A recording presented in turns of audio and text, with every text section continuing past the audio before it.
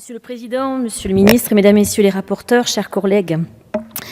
Alors, porter une politique sur la cohésion des territoires, trouver un équilibre budgétaire, tout en garantissant les moyens de nos ambitions et une maîtrise des dépenses, n'est pas un exercice simple.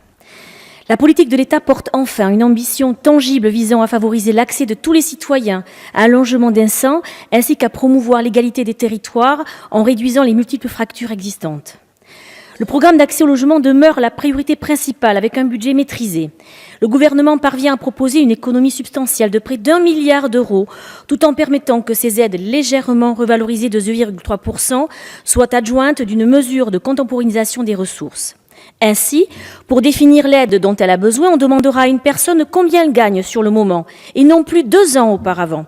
Un outil de simplification qui paraît évident, mais qui permettra un accès plus simple aux prestations sociales. Je tiens néanmoins à souligner un regret sur l'APL accession à la propriété qui a été supprimée précédemment, car elle est une étape, à mon sens, significative pour certains foyers au service de l'ascension sociale. En matière d'impulsion et de coordination de la politique d'aménagement du territoire, je tiens à m'attarder sur le volet des maisons de services publics, les MSAP.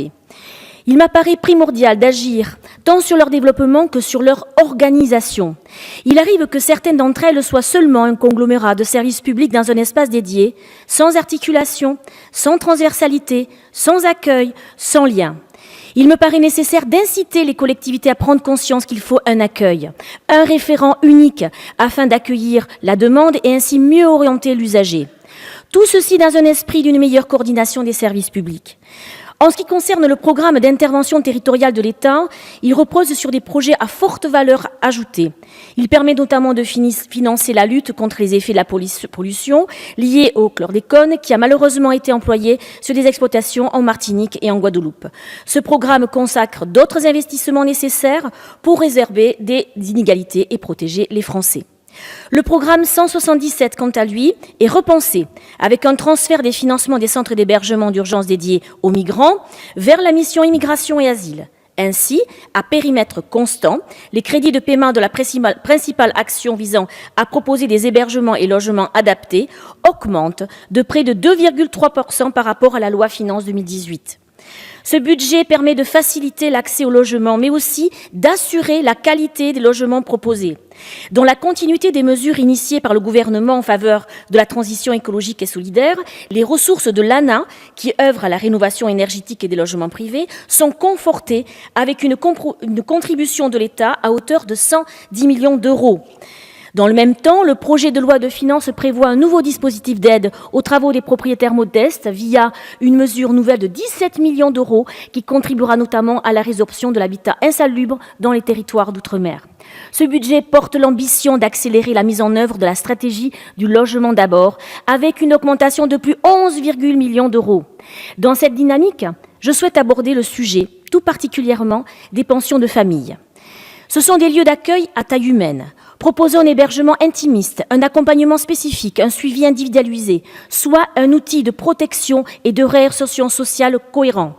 C'est un hébergement de transition entre la rue et le logement temporaire. 619 places en pension de famille ont été ouvertes en 2018. Nous devons être plus ambitieux. Enfin, je me permets d'attirer votre attention sur la nécessité stabilité budgétaire des centres d'hébergement d'urgence et de réinsertion sociale, les CHRS.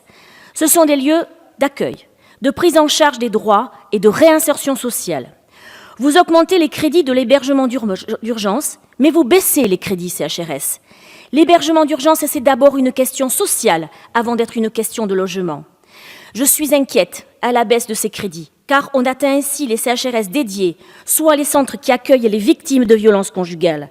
Ces structures se caractérisent par un aspect fondamental dans ces situations, l'assurance de la protection, de la sécurité. Certes, le sujet est complexe. C'est pourquoi il serait souhaitable de réaliser un rapport d'évaluation de la gestion des CHRS dont l'action est cruciale.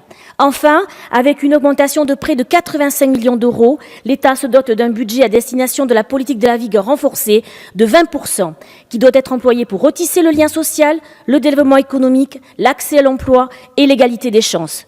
Pour conclure, ce budget reste pleinement en cohérence avec les orientations politiques défendues par le gouvernement. C'est pourquoi je le soutiendrai. Merci.